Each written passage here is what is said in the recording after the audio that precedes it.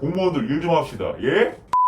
안녕하세요. 제가 최근에 본 뉴스 중에 너무 가슴 아픈 뉴스가 있어가지고 이거 얘기 안 하고는 못 견디겠어요. 다들 아실 거라고 생각하는데 인천 라면 형제라고 애들이 배고파가지고 라면 끓여 먹다가 불이 났는데 형제 행동이 제 마음을 아프게 했어요. 어린 것이 형이라고 동생을 감싸다가 동생보다 더 심하게 화상을 입었다고 합니다.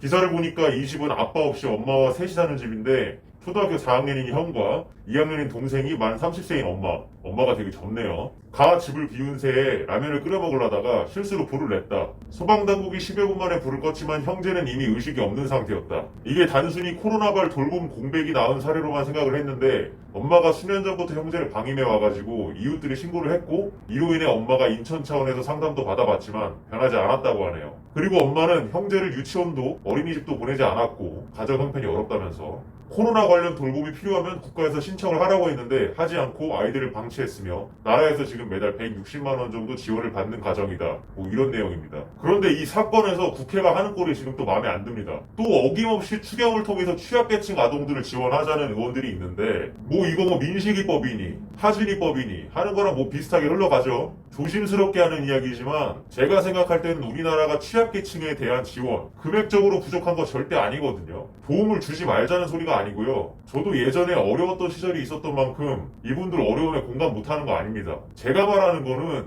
이 일이 돈 때문에 생긴 일이 아니라는 겁니다. 문제의 본질은 그냥 미친년 하나가 애들을 학대한 사건인데 왜 울고 짜면서 돈 줘야 된다 그럽니까? 저 가정에 한 달에 자활근로와 수급비 포함해서 160여만 원이 지급됐다고 하는데 부족하다면 부족할 수 있는 금액이지만 아껴서 살면 또 살만 하거든요. 또 이 자활근로가 뭐냐면은 기초수급 대상자 중에서 노동 능력이 있으면 조건부 수급 대상자라고 해서 일을 시키고 돈 주는 거거든요. 그런데 이거 일 어려운 거 시키겠습니까? 간단하고 누구나 할 수 있는 일 명목상 시키고 돈 지원해 주는 겁니다. 제가 생각할 때는 문제는 제도입니다. 이 돈을 많이 주고 적게 주고가 문제가 아니에요. 물론 무슨 나라의 석유가 존나 흘러 넘쳐가지고 국민들이 일할 필요가 없고 취약계층에 지원 많이 해주면 좋겠죠. 산유국의 취약계층이라는 게 생길지는 모르겠지만 그런데 자원 한 푼도 안 나고 관광산업도 크게 발달하지 않은 이 조그만한 나라에서 그렇게 되면은 그 세금은 누가 낼 거예요? 그리고 돈 많이 준다고 그 사람들 얼마 안 가서 정부 지원에서 벗어날 수 있을까요? 이게 제가 그 지원받는 분들을 비하하는 게 아니라요. 결국 제가 생각할 때 복지는요. 자립을 도와줄 수 있게 해줘야지 그게 복지란 말이에요. 옛말에도 물고기를 잡는 법을 가르쳐줘야 된다고 하지 않습니까? 예? 그런 게 복지죠.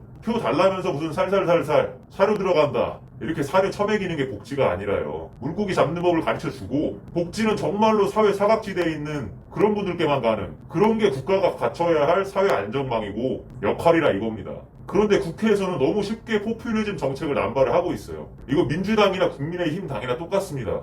민주당이 포퓰리즘으로 인기를 좀 얻는 것 같으니까 국민의힘 또 따라하는 거 보세요. 자기 돈 아니라고 쉽게 공약 걸고 예산 펑펑 쓰고 결국 그렇게 쓴 돈 다 국민들한테 돌아갑니다. 물론 고소득자 삥을 더 뜯어가겠죠. 이 정권에서 적폐로 몰고 삥 뜯고자 하면은 버틸 집단 없습니다. 의사들 보세요. 이번 정부랑 여론전 하면은 못 이깁니다. 이성적으로 생각합시다. 자, 가슴은 뜨겁지만 그럴수록 머리는 차갑게 접근해야 된다 이 말이에요. 돈만 주고 땡이라는 그런 정책이 아니라 세심하고 꼼꼼하게 사회 안전망 그거 좋아하잖아요. 구멍이 없게 해야 된단 말입니다. 이 아이들도 이렇게 되기까지 여러 차례 구멍을 막을 기회가 있었지만 시스템의 맹점으로 인해 결국 구멍으로 빠진 아이들 아닙니까? 다행히 이번 4차 추경 끌어쓰느라 돈이 도저히 없었는지 라면 형제 관련 예산 편성에는 정부가 난색을 표하고 있다고 하네요. 제가 이거 쓰면서 복지정책 찾아봤는데 일반 사람은 그거 다 알 수도 없어요. 결국 모르면은 못 찾아먹는다는 얘기죠. 아마 자신이 대상자에 해당되는데 몰라서 못 받는 분도 많을 거예요. 요즘에 은행 계좌 같은 것도 공인인증서 하나 있으면 다 통합되는데 복지도 정부, 지자체, 민간지원 등등 다 통합해가지고 한 번에 알고 신청도 되는 시스템이 있었으면 좋겠습니다. 공무원들 일 좀 합시다. 예?